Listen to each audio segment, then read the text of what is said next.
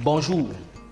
Le 22 avril 2021, le professeur Kamto passait sur la chaîne YouTube Naja TV pour s'expliquer sur où sont passés les 300 000 € de Survie Cameroun. Dans ses propos, le professeur Kamto nous rendait le rapport d'audit d'une compagnie qui a pu déterminer où sont passés les 300 000 €. Dans mes conversations avec des amis ou dans le taxi, dans les lieux publics, je me suis rendu compte que les gens n'avaient pas bien compris l'explication qu'il avait faite. Je me suis permis donc aujourd'hui de me placer devant la caméra pour essayer d'expliquer cela.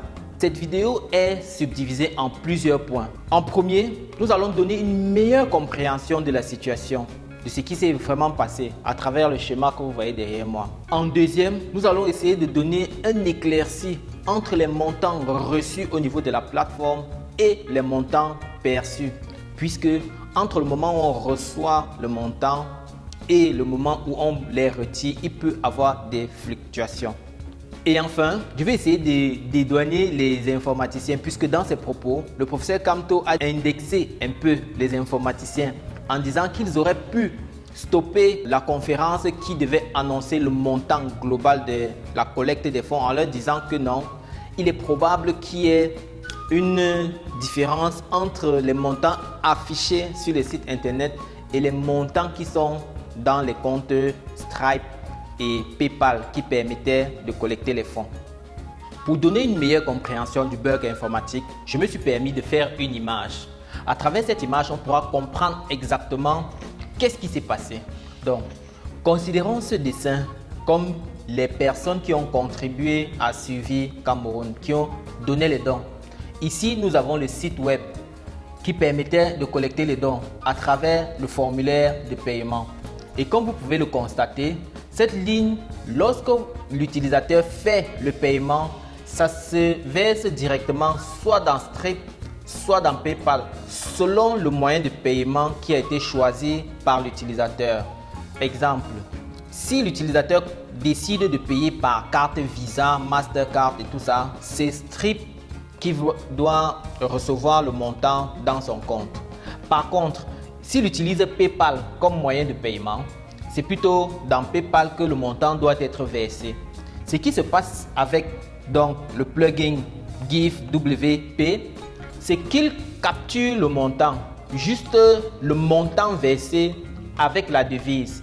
Il fait le calcul et il affiche en disant ok, si cette personne vient de verser 10 € qui sont déjà dans Stripe ou PayPal selon le moyen de paiement, lui il va prendre 10 €, il va prendre 10, il va prendre euros, il va multiplier 10 fois 656,56 et il va afficher le montant.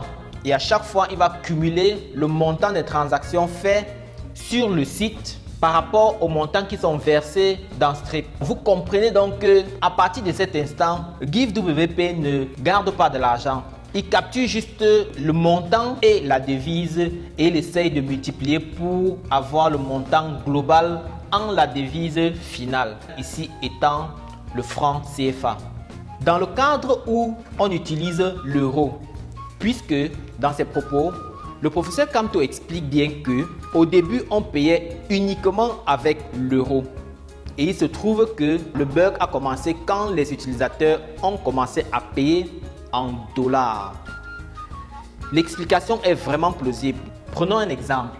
Supposons que cet utilisateur nous donne 10 €. GiveWP va faire 10 multiplié par 656, et il va donner le montant qui est de 6 556 francs CFA. Maintenant, lorsque la personne paie en dollars, ce qu'il faut savoir, c'est que 10 € en réalité, ça s'écrit 10,00 €. Lorsque le même utilisateur décide de payer 10 $, nous avons 10 $. Or, 10 $, ça c'est 10,00 selon le format des chiffres. Ce qui se passe donc, c'est que les 10 $ entrent bien dans les comptes de Stripe ou bien de PayPal. Là, il n'y a pas de problème. Mais au moment où GiveWP capture le montant, il n'a pas tenu compte de la virgule parce que le plugin prenait en compte la virgule. comme séparateur de montant. Il a cru avoir 1000 $ multipliés par la valeur du dollar à l'instant T. Voilà donc expliquer le bug informatique. Maintenant, j'aimerais qu'on passe immédiatement au deuxième point si vous avez parfaitement compris où s'est trouvé le bug informatique. Donc, les montants reçus n'étaient pas affectés, c'est les montants affichés au niveau du site qui étaient affectés parce que le plugin n'avait pas pris en compte un certain nombre de paramètres, dont la différence entre la virgule et le point au moment où il fallait payer en dollars. Le deuxième point éclaircit donc sur la situation entre les montants reçus et les montants perçus. Vous savez que on peut vous envoyer 500 $ aujourd'hui. La valeur qu'il a aujourd'hui n'est pas la même valeur qu'il aura demain parce que le dollar aurait fluctué. Par conséquent, même si on réclamait à Suivi Cameroun le montant exact payé, il devra encore expliquer la fluctuation, par exemple, qu'il y a eu sur le dollar entre le moment où ils ont perçu le montant et le moment où ils ont retiré le montant dans leur compte bancaire. Ça, c'est de 1. De 2, supposons que vous avez collecté 1000 $ dans Strip. Au moment où vous les retirez, il ne vous remet pas les 1000 $.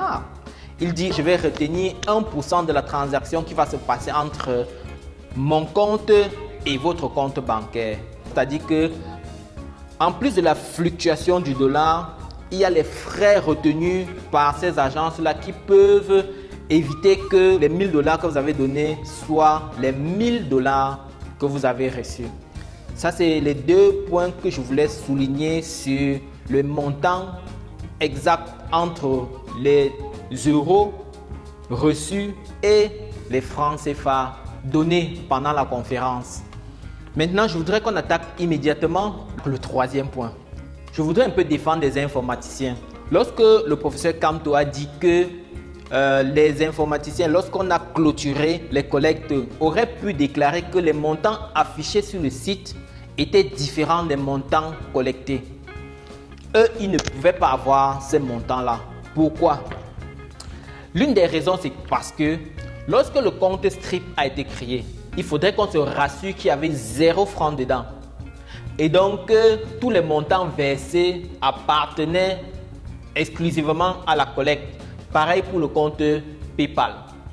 C'est-à-dire qu'il faudrait que le compte soit à 0. Si on vient, on vous donne un compte qui a commencé à 10 000, ça veut dire que vous deviez faire la soustraction entre le montant total perçu moins le montant qui se trouvait dans le compte avant de dire que, ok, voilà le montant global reçu pour la collecte. Ça, c'est d'un. De 2, si vous suivez vraiment le processus que nous avons expliqué ici, là, pour intégrer les comptes Stripe et PayPal ici, l'informaticien n'a besoin que des API. Ça veut dire que vous n'avez pas besoin de lui créer un compte dans votre compte Stripe. Il n'a pas accès à votre compte Stripe. Il vous dit, ok, allez dans Stripe, copiez X, Y, venez me donner, c'est ça que je vais intégrer dans le site. Et à chaque fois qu'on va faire les transactions, ils vont s'intégrer directement dans votre compte Strip. Ça veut dire que à temps ou à un temps T, vous ne pouvez pas demander à l'informaticien combien il y a dans le compte, il vous dit.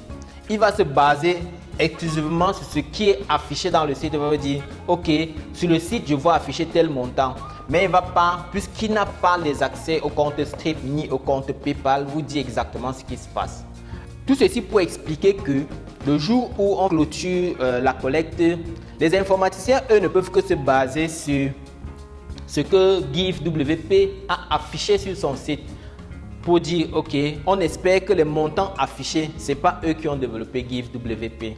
En passant, c'est un plugin, c'est-à-dire que c'est une entreprise tierce qui a développé ça. Ils ont acheté ça et ils l'ont intégré au niveau du site pour qu'il affiche les montants qu'ils ont affichés. Donc, ils ne pouvaient pas à un moment T donner, bien dire le montant qui se trouvait exactement dans le compte.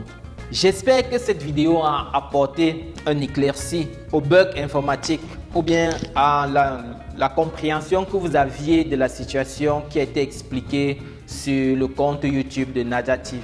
Si vous avez des questions, laissez-les en commentaire et surtout, n'oubliez pas de vous abonner. À très prochainement pour d'autres vidéos. Bye bye.